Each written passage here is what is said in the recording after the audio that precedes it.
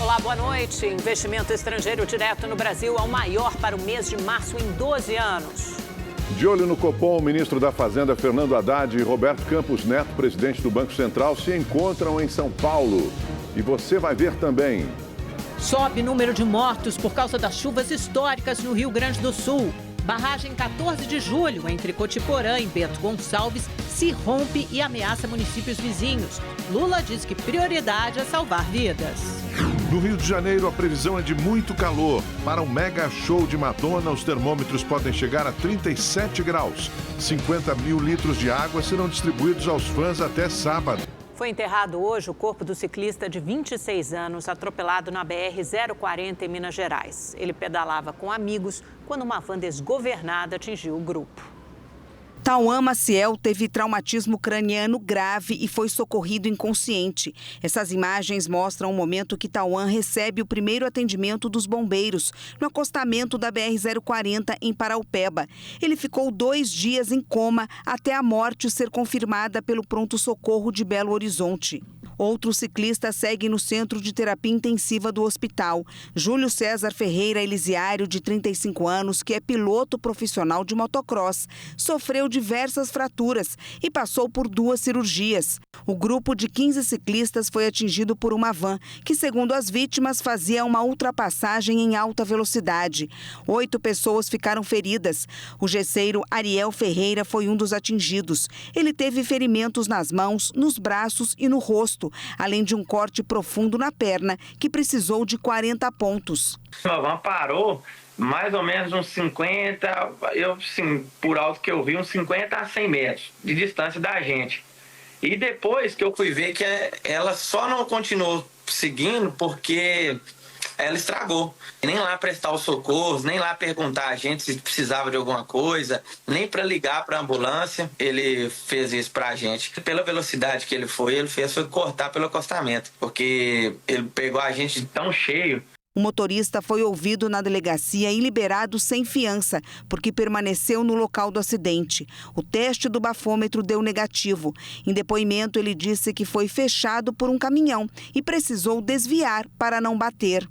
A Polícia Civil começou a ouvir o depoimento de testemunhas. O prazo para a conclusão do inquérito é de 30 dias. A Polícia Civil do Rio de Janeiro e o Ministério Público fizeram hoje uma operação contra uma quadrilha que alugava carros de luxo, furtava e depois vendia os veículos na internet. O prejuízo chega a R$1 milhão. A ação cumpriu 11 mandados de busca e apreensão em diferentes endereços da Zona Norte do Rio, além de Nova Iguaçu e Nilópolis, na Baixada Fluminense. Esta é a primeira fase da operação, que busca identificar não apenas os envolvidos diretamente no crime, como também os receptadores. As investigações tiveram início no ano passado, com a prisão em flagrante de 2 suspeitos de furtar carros. De acordo com a Polícia Civil, os bandidos alugavam carros de alto padrão em uma locadora da Zona Norte do Rio. Instalavam rastreadores e faziam cópias das chaves. Os carros eram devolvidos, só que quando eram alugados por outros clientes, a quadrilha localizava e furtava os automóveis. Ainda segundo as investigações, os veículos de luxo eram clonados e vendidos com preço abaixo do que é praticado no mercado. A locadora vítima do bando estima um prejuízo de R$1 milhão. A gente tem essa estimativa do prejuízo causado especificamente a uma locadora situada aqui na circunscrição da 25ª Delegacia. Agora, temos notícias também de outros fatos praticados em detrimento de outras empresas. A capital paulista ampliou, a partir de hoje, a vacinação contra a gripe para pessoas de todas as faixas etárias. O município tem 1 milhão de doses em estoque. Assim que Maria Cícera soube que a vacina foi disponibilizada, ela já foi para uma unidade de saúde. Vim correndo, porque agora está para todo mundo, porque estava restrito, né? Só para quem tinha mais idade ou quem tinha alguma comorbidade, alguma coisa assim, do tipo que não podia ficar sem. A ampliação da vacinação contra a gripe foi anunciada na última terça-feira pela ministra da Saúde, Nízia Trindade. Segundo a pasta, a medida foi tomada por conta do aumento no número de casos de influenza. Dados da Fiocruz mostram que até 18 de abril foram notificados quase 34 mil casos de síndrome respiratória aguda grave. 2.322 mortes foram registradas.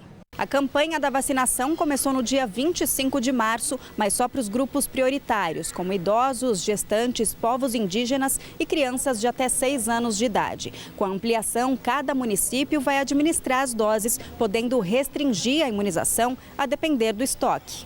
Analice já garantiu sua dose e está se protegendo.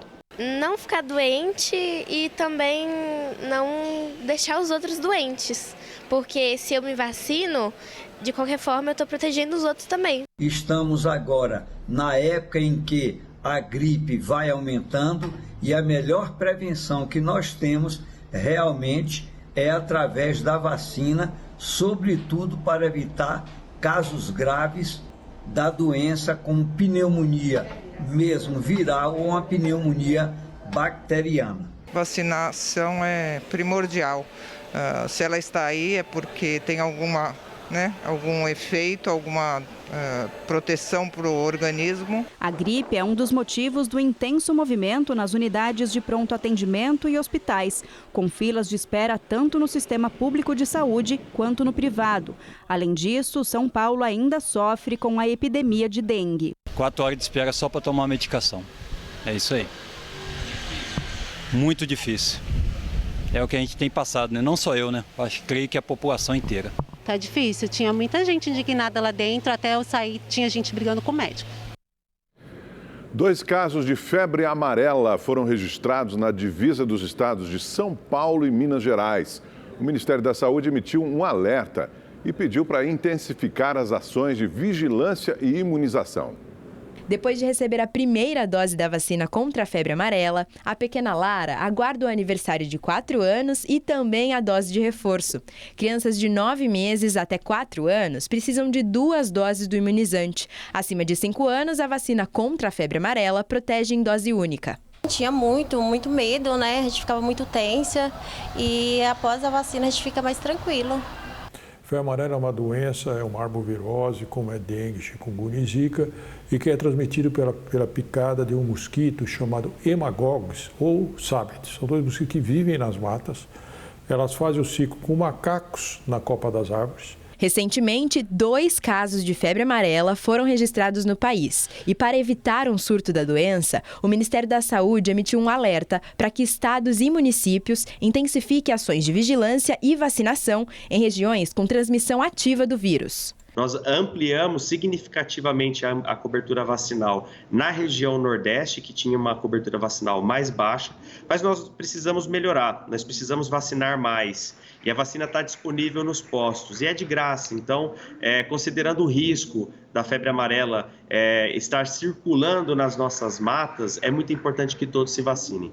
Os sintomas mais frequentes da febre amarela são febre, dores musculares, dores de cabeça, náuseas e vômitos. E todos costumam surgir em um período de 3 a 6 dias após a infecção. Em 90% dos casos, os sintomas desaparecem em até 4 dias. Mas nos quadros graves, o vírus chega ao fígado e se replica, o que pode provocar hepatite fulminante. E a vacina vem justamente para evitar que isso aconteça.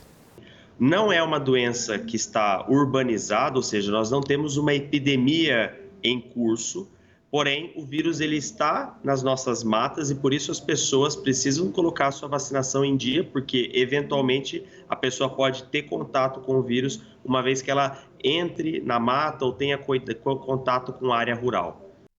O Brasil recebeu o primeiro lote de vacinas atualizadas da Covid-19 com 12 milhões e 500 mil doses da farmacêutica Moderna. O segundo lote está previsto para chegar ainda hoje. Os imunizantes serão distribuídos para todo o país nos próximos dias, após análise do Instituto Nacional de Controle de Qualidade em Saúde.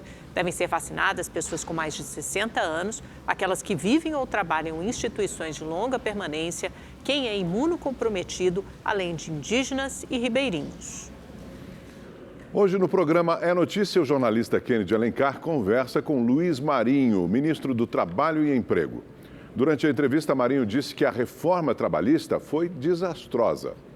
Foi desastroso a reforma trabalhista, especialmente no quesito terceirização. A terceirização, do jeito que está, ela virou irmã gêmea do trabalho escravo. Luiz Marinho enfatizou que o mercado de trabalho que respeita as diferenças é mais produtivo e de melhor qualidade.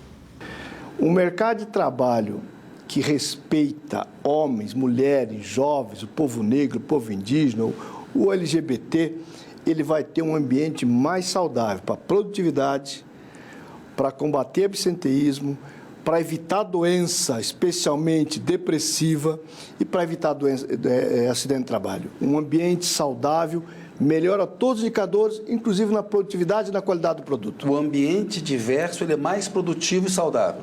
Saudável, mais produtivo e de melhor qualidade. Para o ministro Luiz Marinho, a principal mensagem aos trabalhadores nesse 1º de maio foi muito otimismo.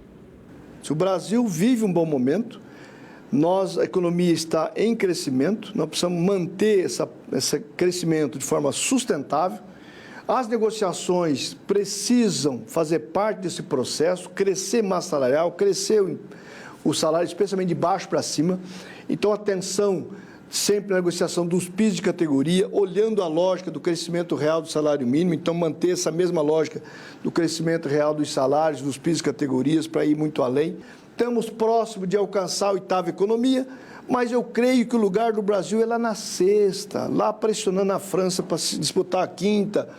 Mas disso depende de cada brasileiro e brasileira, de cada empreendedor, o micro, o pequeno, o grande, o médio, as empresas globais que venham para cá, que está chegando de forma impressionante. Cada viagem que nós fazemos para fora do país é para discutir o Brasil e para discutir investimento no Brasil, gerar mais emprego, mais renda, mais crescimento. Portanto, nós estamos num bom momento. O que nós convidamos a classe trabalhadora, a classe empresarial, os empreendedores, é para pensar na mesma estação, na mesma sintonia. O Brasil pode muito mais e nós faremos isso sob a liderança do presidente Lula. O É Notícia com Kennedy Alencar vai ao ar hoje às 11h45 da noite. Não perca. E a gente fala agora das fortes chuvas que atingem o Rio Grande do Sul. Já são 29 mortos no estado. O presidente Lula esteve hoje em Santa Maria, no interior do Rio Grande do Sul, onde garantiu apoio e recursos federais para os municípios e moradores atingidos pelos estragos. O presidente chegou acompanhado de uma comitiva de ministros para se reunir com o governo gaúcho, que decretou o estado de calamidade pública. Desde o início da crise, que já é considerada o pior desastre climático da história do Rio Grande do Sul, o governador Eduardo Leite solicitou auxílio federal. Não faltará, da parte do governo federal, ajuda para cuidar da saúde.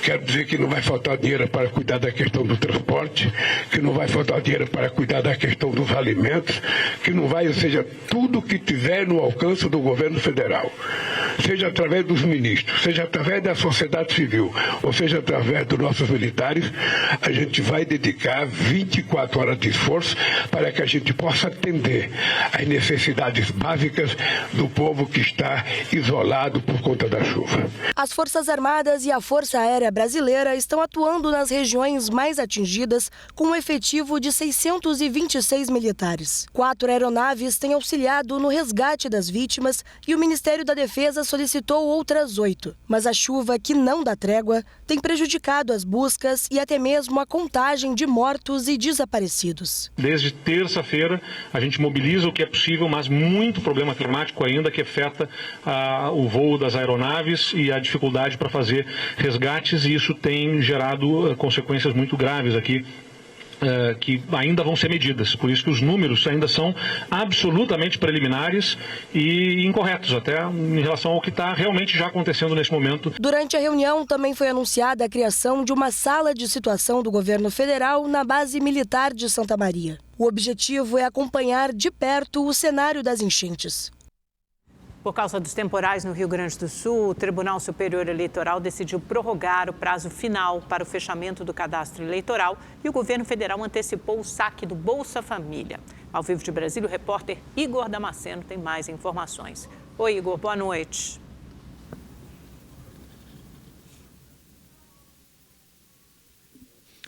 Amanda, boa noite a você, também ao Augusto, boa noite a todos que nos acompanham. São diversos os órgãos e ministérios que têm anunciado medidas emergenciais justamente para mitigar as consequências dos fortes temporais que têm caído no estado do Rio Grande do Sul. O Ministério do Desenvolvimento e Assistência Social, por exemplo, informou por meio de nota que vai antecipar e facilitar o saque do Bolsa Família aos beneficiários que estão sendo afetados lá no sul do país. Com isso, todos os beneficiários do Rio Grande do Sul que estão sendo afetados vão poder sacar o benefício no dia 17 de maio, independentemente do final do NIS.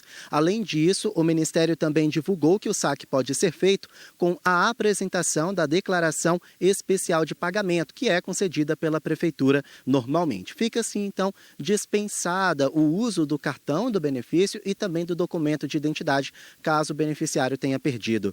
Já os ministros do Tribunal Superior Eleitoral decidiram por unanimidade prorrogar por 15 dias o cadastro eleitoral nos municípios que têm situação de emergência ou que estão em calamidade pública. Com isso, eles têm até o dia 23 de maio para regularizar a emissão ou alteração do título de eleitor. Eu lembro a vocês que isso vale somente para os municípios em situação de emergência ou de calamidade. Os demais continuam com um prazo previamente divulgado, dia 8 de maio, que é a próxima quarta-feira. Nós também temos novidades a respeito do Concurso Nacional Unificado. O Ministério de Gestão e Inovação ainda avalia o pedido do governador Eduardo Leite. Ele pediu para que o concurso seja adiado para uma nova data lá no estado do Rio Grande do Sul, justamente por causa dos temporais que têm caído. O Ministério está com técnicos nas cidades mais afetadas, analisando a situação, a realidade de cada uma dessas cidades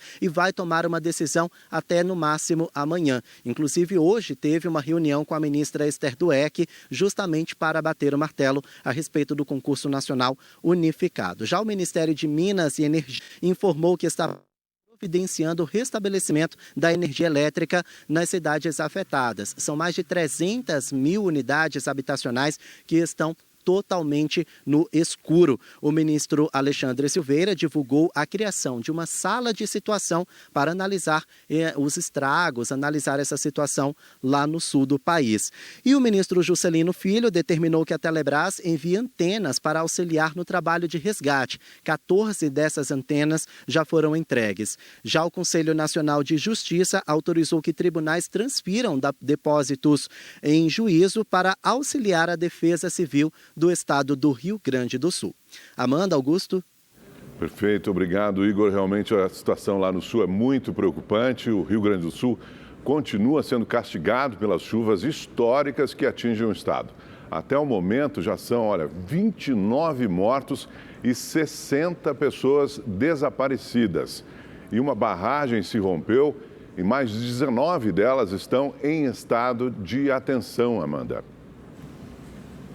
Pois é, a gente conversa agora com o prefeito Júlio Campani, da cidade de São Sebastião do Caí, que é uma das mais afetadas. Prefeito, primeiro bem-vindo ao Rede TV News, a nossa solidariedade ao povo do Rio Grande do Sul, ao seu município em particular. O senhor consegue nos ouvir bem? Ouço muito bem, boa noite. Boa noite. Obrigado pela oportunidade. Muito obrigada pelo seu tempo, prefeito. Nós sabemos da tragédia, da catástrofe que ocorreu. Primeiro, eu gostaria que o senhor localizasse no mapa, para que todos os telespectadores saibam, a região em que fica São Sebastião do Caí. Nós sabemos que atravessou uma enchente histórica, não é a primeira vez, né? Porque no final do ano passado houve uma enchente muito grave também que castigou São Sebastião do Caí. Então, gostaríamos de saber qual a situação no momento na sua cidade. Bom, São Sebastião do Caí está distante de Porto Alegre, 66 quilômetros. Quem sai de Porto Alegre em direção à Serra Gaúcha, na região dos Vinhedos, nós ficamos bem no caminho. E ficamos próximos também do Vale dos Sinos. De fato, no ano passado, em novembro, nós tivemos a maior enchente dos 148 anos do município e o nosso rio Caí atingiu a marca de 16 metros. Achávamos que tínhamos batido o recorde. Infelizmente, ontem, no dia do aniversário do município, quando ele completou 149 anos, nós fomos assolados por esta grande tragédia de essa enorme enchente e o rio Caí continua crescendo. Nós já estamos num patamar de 17 metros e 30 centímetros, algo nunca visto. Temos praticamente mais de 80% da cidade alagada, inúmeras pessoas desabrigadas, desalojadas, né? Embora foram acolhidas em centros comunitários, centros de igreja, pavilhões de igreja, com toda a assistência do município, né? Mas é uma situação catastrófica, desoladora, e depois que essa tempestade passar, nós temos que buscar forças para reconstruir a nossa cidade. O que o município vai ter que fazer imediatamente agora com essa situação, assim, prefeito, do jeito que está, com a cidade toda embaixo d'água? As primeiras medidas que a prefeitura tomou foi preciso fazer o quê? A primeira medida foi emitir um decreto declarando estado de calamidade, né? Até em linha com o decreto do governo do estado do Rio Grande do Sul. Hoje, o que nós fizemos? Ontem e hoje, aliás, desde segunda-feira, as equipes da prefeitura iniciaram um trabalho de resgate prévio das pessoas, das famílias que residem na zona ribeirinha. Na terça-feira, nós recebemos apoio dos bombeiros militares do estado do Rio Grande do Sul, dos bombeiros voluntários aqui de São Sebastião do Caí, do Exército Nacional, e hoje recebemos também a ajuda dos bombeiros militares do estado do Paraná, e recebemos também um helicóptero da Polícia Militar de São Paulo.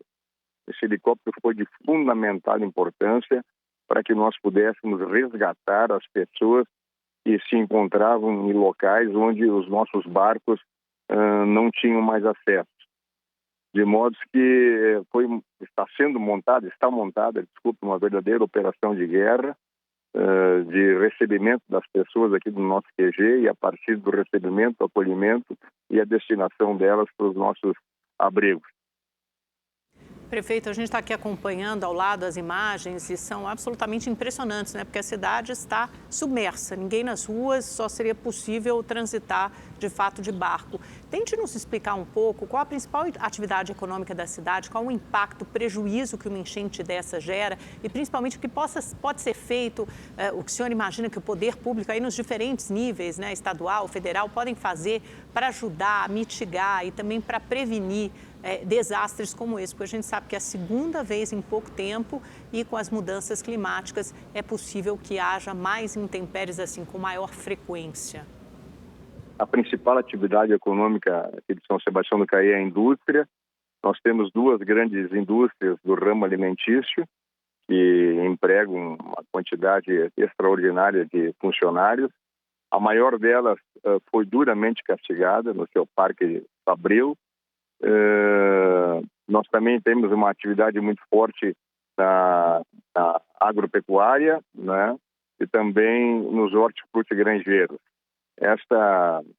Fomos também atingidos nessa questão da agricultura, então os prejuízos nesse momento são imensuráveis. Nós temos que, depois que o rio baixar, fazer uma avaliação, mas com absoluta certeza, a exemplo do que ocorreu na enchente de novembro, nós bateremos na porta do governo federal e do governo estadual, que não tem nos negado recursos. Aconteceu isso em novembro, o governo federal nos ajudou, o governo estadual nos ajudou, e nesse momento, com certeza, nós solicitaremos também recursos adicionais para que nós possamos dar conta de atender todas as enormes demandas que, com absoluta certeza, virão. Muito bem, prefeito Júlio Campani, da cidade de São Sebastião do Caí, no Rio Grande do Sul. Obrigado pela sua entrevista. Uma ótima noite para você, prefeito. E a gente volta a falar desse assunto, dessa tragédia no Rio Grande do Sul, com essas inundações todas, daqui a pouco aqui no Rede TV News. E agora vamos saber como fica a previsão do tempo amanhã em todo o Brasil com Igor Silveira. Pelo visto, ainda não deve mudar muita coisa no sul do país. A previsão é de mais chuva naquela região, Igor? Vamos lá, boa noite, Amanda, boa noite, Augusto. Boa noite para você que está em casa. Sim, tem previsão de mais chuva, isso deve durar até o fim de semana e tudo isso por causa da passagem de uma frente fria pela região e também pelo bloqueio atmosférico, toda essa área que a gente vê em amarelo que impede que essa umidade se espalhe para o restante do país. Por isso que essa chuva é tão concentrada lá no sul, viu? Também tem previsão de chuva em grande parte da região norte e também no litoral nordestino. Essa chuva é mais fraca e isolada, mas o tempo fica quente e abafado, viu? Falando em temperaturas, a máxima por lá pode chegar aos 31 graus em Salvador e em Manaus 34 graus. E hoje em São Paulo o dia foi quente, abafado e ensolarado. Muita gente aproveitou para ir ao parque, tomar aquela água de coco para refrescar. A máxima chegou aos 31 graus, mas a sensação térmica foi ainda maior.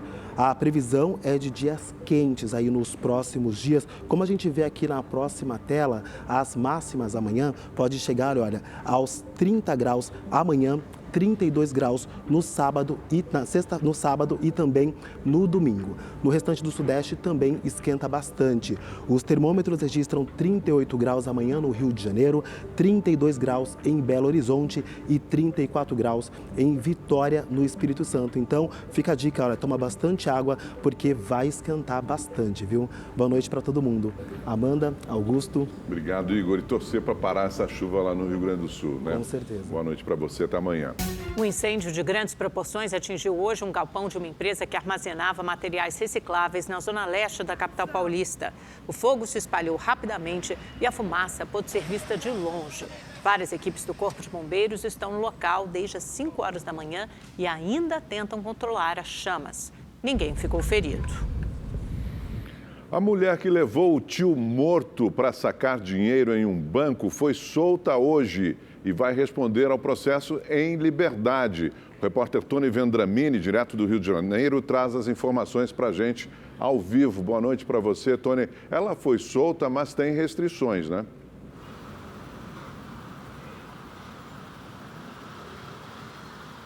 Exatamente. Boa noite, Augusto. Boa noite, Amanda. Boa noite a todos que nos acompanham. A Érica de Souza Vieira Nunes deixou o complexo de Bangu, na zona oeste do Rio de Janeiro, por volta das 13h40 da tarde, sem falar com os jornalistas. A decisão de revogar a prisão preventiva foi da juíza Luciana Muco, da 2ª Vara Criminal de Bangu. A magistrada atendeu ao pedido da defesa porque a Érica tem residência fixa, não tem antecedentes criminais e não representa riscos para o processo ou para a ordem pública, mas ela vai ter mesmo que cumprir algumas medidas cautelares.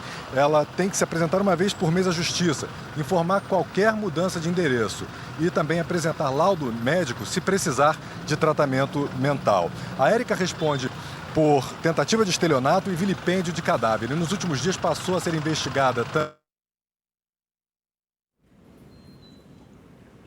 Opa, tivemos um leve problema na nossa conexão, mas deu para entender direitinho que a Érica foi solta, mas precisando cumprir algumas medidas cautelares.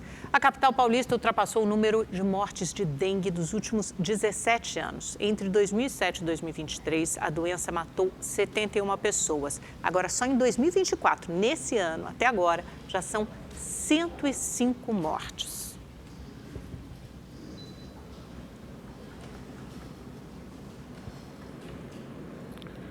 A Superintendência Regional do Ministério do Trabalho em Minas Gerais defende a paralisação imediata do serviço de mototáxi em Belo Horizonte. Júnior trabalha com moto há 15 anos em Belo Horizonte. No começo fazia apenas entregas. Agora, a maior parte do faturamento vem do transporte de passageiros. Eu tenho clientes que a gente transporta que eles falam que vai para pegar um ônibus, é 1h30 até ele chegar na casa dele, dependendo até 2 horas. Ele pega a moto e chega com 20 minutos, 25 minutos. Então, ou seja, a questão é da agilidade, né? Apesar das vantagens, esse tipo de transporte tem riscos e a preocupação com a segurança é grande. Você vai pegar condutores que muitas vezes não estão preparados para transportar passageiros. Eles transportam mercadorias, né? E de repente passa a transportar passageiro e é óbvio que existe diferença. Você está tratando de um produto, o outro você está tratando da vida humana. Nas últimas semanas, 3 pessoas morreram na capital mineira em acidentes de trânsito envolvendo motos por aplicativo.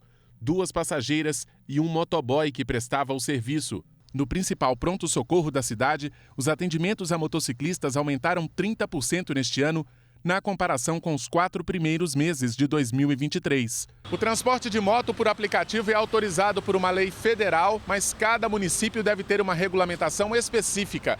Aqui em Belo Horizonte, a Prefeitura está desenvolvendo estudos para avaliar o impacto do serviço, principalmente em relação à segurança no trânsito. Na Câmara Municipal, não há nenhum projeto de lei em tramitação. A Superintendência Regional do Ministério do Trabalho em Minas Gerais defende a paralisação imediata dos aplicativos de motos. Há denúncias até de falsidade ideológica. Fazem um cadastramento para rodar as motos de aplicativo de passageiro e é muito fácil passar para terceiros. O terceiro roda em nome dele, não há nenhuma fiscalização nesse sentido. Os mais experientes reconhecem a importância da regulamentação para tornar o serviço de mototáxi mais seguro. A gente entende que está desorganizado. A plataforma precisa verificar essas motos se estão adequadas. Questão também da habilitação, né? Fazer uma verificação se está ok, se está tudo certinho. A chegada da Madonna ao Rio de Janeiro coincidiu justamente com a onda de calor que atinge parte do país. Tem muito fã que não abre mão daquele plantão na porta do hotel. Mas é preciso ficar atento a alguns cuidados para enfrentar as altas temperaturas. Termômetros passando dos 33 graus no Rio. E ainda assim, os fãs da Madonna nem ligaram para a alta temperatura de hoje no Rio de Janeiro. Vale tudo para passar o dia em frente ao Copacabana Palace, à espera de um aceno da rainha do pop. A Rebeca veio até equipada. Tá super quente aqui, né, gente? Então tem que trazer um leque, hidratar bastante para não ter um treco, né? Muita gente preferiu se refrescar no mar mesmo. Mas os fãs também ganharam uma ajuda para combater o calor. A SEDAI, Companhia Estadual de Águas e Esgotos do Rio de Janeiro, instalou pontos de distribuição de hidratação em frente ao hotel onde a rainha do pop está hospedada. A expectativa é que as equipes distribuam 50 mil litros de água até sábado. A gente precisa se hidratar, porque nesse calor a desidratação vem aí, é melhor a gente se prevenir. Quem vier a Copacabana deve estar atento à saúde e se prevenir. Isso porque o calor deve aumentar nos próximos dias e os termômetros podem marcar até 37 graus. Em novembro do ano passado, Ana Clara Benevides, de 23 anos, morreu depois de passar mal durante o show da cantora Taylor Swift aqui no Rio. O laudo médico apontou que ela teve uma exaustão térmica.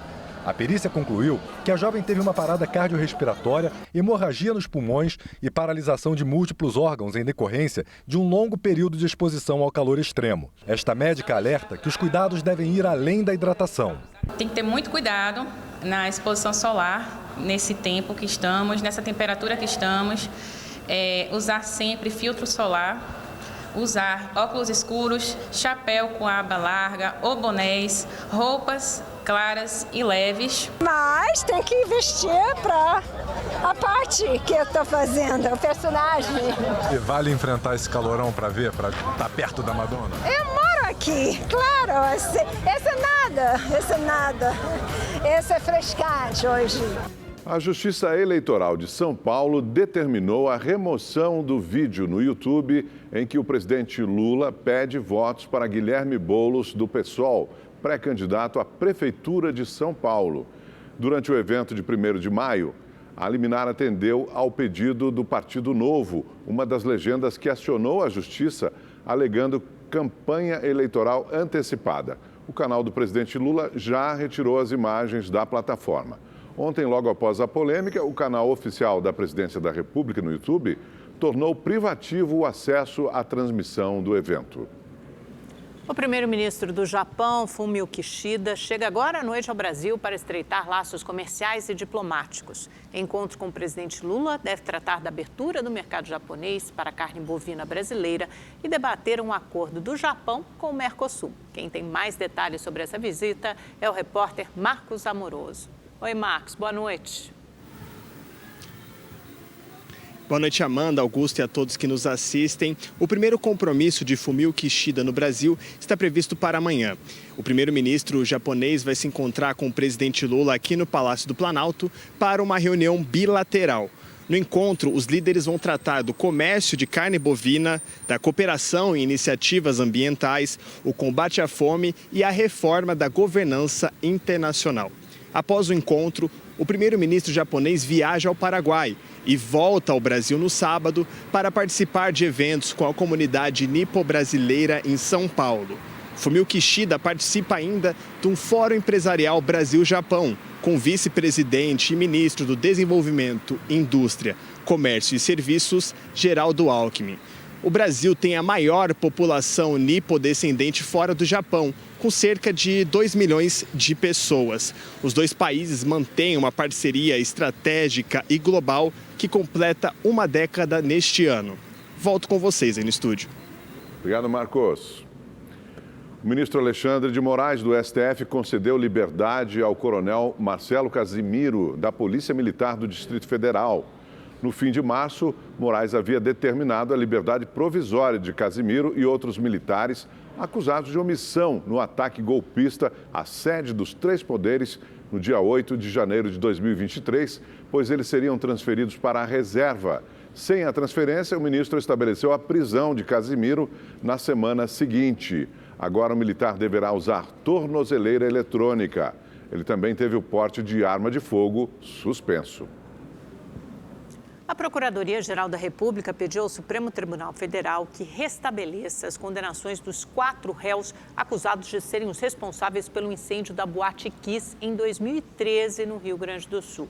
A tragédia deixou 242 mortos. Segundo a PGR, reconhecer a anulação do julgamento renova as dores dos familiares das vítimas e sobreviventes. O júri foi anulado em 2022. Em setembro do ano passado, o Superior Tribunal de Justiça decidiu manter a anulação por considerar que houve irregularidades no processo e determinou a realização de um novo julgamento. Os acidentes no trânsito no Brasil matam mais do que algumas guerras. Para reverter a situação, começou hoje em todo o país a campanha Maio Amarelo pela conscientização de motoristas e pedestres. Segundo dados do IPEA, Instituto de Pesquisas Econômicas Aplicadas, somente de janeiro a agosto do ano passado, 390 mil brasileiros perderam a vida em acidentes de trânsito. Mais de 10 vezes o número de mortes no conflito entre Israel e o Hamas. Para reduzir a mortalidade no trânsito, é realizada a campanha Maio Amarelo. O Ministério dos Transportes aderiu ao movimento mundial. Neste ano, o tema é A Paz no Trânsito começa por você. Durante todo o mês, autoridades de trânsito de todo o país farão ações para alertar a população. Neste ano, o principal foco são as motocicletas. Ainda segundo o IPEA, as mortes em acidentes com esse tipo de veículo aumentaram 30% na última década.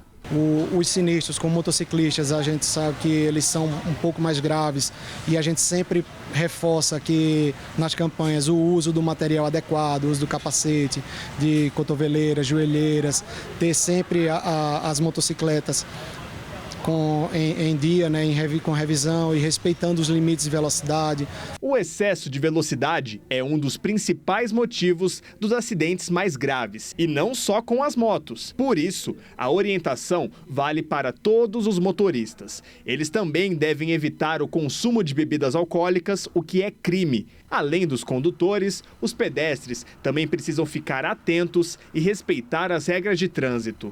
Na contramão das estatísticas, Brasília tem apresentado melhora nos números. Por aqui, foram 231 acidentes com mortes no ano passado, 13% a menos que em 2022. A capital federal é conhecida por conseguir bons resultados com a educação para o trânsito. Um dos exemplos é que a cidade é referência em todo o país quando se trata do respeito à faixa de pedestres. Brasília tem cerca de 4.500 faixas de pedestres espalhadas pela cidade. Há 27 anos, o governo tem feito campanhas de conscientização para pedestres e motoristas. No ano passado, o número de mortes por atropelamento na faixa caiu 18,5%. A gente dá o sinal, o pessoal para, muitos param. Isso é muito bom aqui em Brasília, é uma das melhores coisas. Eu nunca andei fora da faixa, por isso que eu estou viva e inteira. É isso. A Petrobras reajustou o preço médio de venda do querosene de aviação em 2,8%, o que deve corresponder a um aumento de 11 centavos por litro do produto. De acordo com a estatal, apesar da alta, no ano o preço do combustível acumula redução de 1,3%. Em relação a dezembro de 2022, a queda acumulada é de 20,6%. o que corresponde a R$ 1,05 por litro.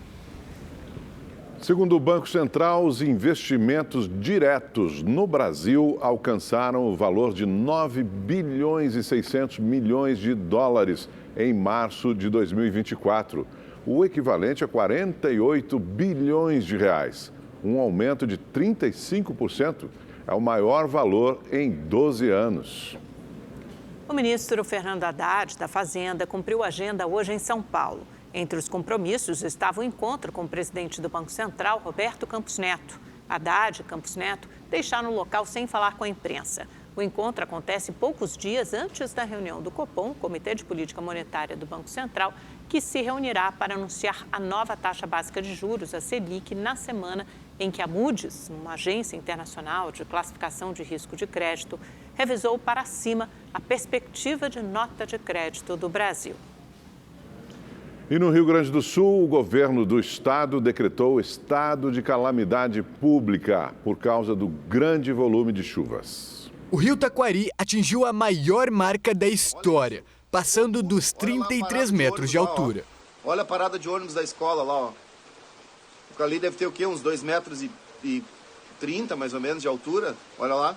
No Vale do Paranhana, milhares de pessoas perderam tudo com a alta dos rios Rolante e Areia. Famílias ficaram ilhadas depois que a ERS 239 ficou bloqueada pelas águas. Entrou água dentro de casa, o portão caiu, daí veio a pressão da água, daí acabou entrando dentro de casa. Nunca entrou ali. Para evitar ainda mais problemas, a energia elétrica da cidade foi cortada. Durante todo o dia, o Corpo de Bombeiros realizou resgates, com o auxílio de barcos e maquinários. Foi uma das piores enchentes do Rolante, da história do Rolante, né? Pior que até 2017, que também devastou bastante, né? O João mora há 40 anos em Rolante e diz que nunca viu algo igual. Depois de hoje, ele vai abandonar a cidade. Para procurar outro lugar, né? Não é vida isso aí, né? A gente não está tranquilo, né? Construiu tudo, fez uma vida investindo aí e agora está assim, né? É muito triste. Em Gramado, 4 pessoas morreram soterradas após um deslizamento. Militares do Exército Brasileiro ajudam na retirada de moradores de áreas de risco em todo o Rio Grande do Sul. Na região central, as Forças Armadas resgataram pacientes que haviam acabado de passar por cirurgias. Em Santa Maria, choveu 3 vezes mais que o normal, chegando a 436 milímetros. 3 mortes foram registradas no município. Mais de 67 mil pessoas foram afetadas pelas chuvas em todo o estado. Cerca de 10 mil estão desalojados. Para auxiliar na recuperação, o governo gaúcho criou um Pix, que deve ser monitorado e fiscalizado pela Secretaria da Casa Civil. E a Câmara de Vereadores de São Paulo acabou de aprovar o projeto de privatização da Sabesp. A repórter Estela Freitas acompanhou a sessão e vai nos trazer os detalhes ao vivo. Boa noite para você, Estela. Qual foi o placar dessa votação? Vereador Ricardo Homem. Oi, Augusto. Uma boa noite a você, boa noite a todos. A votação acabou agora há pouco, por volta das 8 horas da noite, com 37 votos a favor e 17 contra. Eram necessários 28 e agora não há mais emendas, portanto, vai para a sanção do prefeito Ricardo Nunes. O texto aprovado, ele inclui a previsão da universalização dos serviços de água e esgoto até 2029 e a manutenção de uma tarifa social permanente que deve levar em consideração a capacidade de pagamento das populações de baixa renda. O texto aprovado traz ainda mudanças na lei municipal para permitir que a capital mantenha o contrato de fornecimento com a empresa mesmo depois da venda. O dia foi de debates entre os vereadores que eram contrários e a favor da privatização. A oposição usou como exemplo, inclusive, a privatização da Enel, lembrando que vários bairros recentemente ficaram sem energia e a empresa demorou para fazer o restabelecimento do serviço. A proposta de privatização da Sabesp começou lá em dezembro na Assembleia Legislativa, quando foi aprovada pelos deputados estaduais. Em seguida, foi sancionada pelo governador Tarcísio de Freitas. E antes da votação, foi feita uma audiência pública para debater sobre o tema. O auditório ficou dividido entre favoráveis e contrários à venda da empresa. Os vereadores também se exaltaram, inclusive um tumulto quase causou ali a suspensão da sessão. Augusto, Amanda. Obrigada, Estela. A OCDE, a Organização para a Cooperação e Desenvolvimento Econômico, elevou a previsão de crescimento da economia brasileira neste ano para 1,9%. Para 2025, a previsão subiu de 2% para 2,1%. Já a economia global, a economia do mundo, segundo a OCDE, deve crescer 3,1% em 2024. A OCDE destacou ainda que a previsão de crescimento da economia brasileira foi impulsionada pelo aumento do salário mínimo e pela diminuição da inflação. No Recife, um projeto da Universidade Federal de Pernambuco transforma material plástico em móveis. 9 quilos de tampinhas plásticas foram usadas para a confecção dessa cadeira. A produção de móveis com esse material foi uma das possibilidades de reciclagem proposta pelo projeto. Esse projeto ele vem com a ideia de conscientizar mesmo a preciosidade que tem o plástico e o potencial que ele tem em virar novos objetos, mobiliário, uma aplicação, por exemplo, para um abrigo emergencial. Para serem transformadas em objetos, as tampas são inicialmente trituradas e levadas ao forno. Uma prensa transforma todo o material em chapas que servem de base para a confecção das mobílias. O que nós temos aqui como pressuposto é de simplificar esse processo e, somado com um projeto bacana, com peças bonitas e legais, a gente conseguir executar. Aqui a gente utiliza um maquinário de alta tecnologia, que seria uma Halter CNC, mas pode ser facilmente produzido com serras, com serra tico-tico, com serrote de mão. Os cortes nas placas de plásticos são feitos aqui nessa máquina com a utilização de softwares. Parece inusitado, mas daqui mesmo pode ser produzida uma casa feita somente de plásticos. Tudo através de uma tecnologia precisa, que garante o melhor aproveitamento do material e a redução do tempo de produção. O protótipo de casa criado pelos cientistas é montado e desmontado em poucos dias. O recubito, como é chamado, pode servir a diversas finalidades sociais, como, por exemplo, ser um modelo de moradia para pessoas em situação de vulnerabilidade. O Rede TV News fica por aqui. Obrigada pela sua audiência. Até amanhã. Uma boa noite.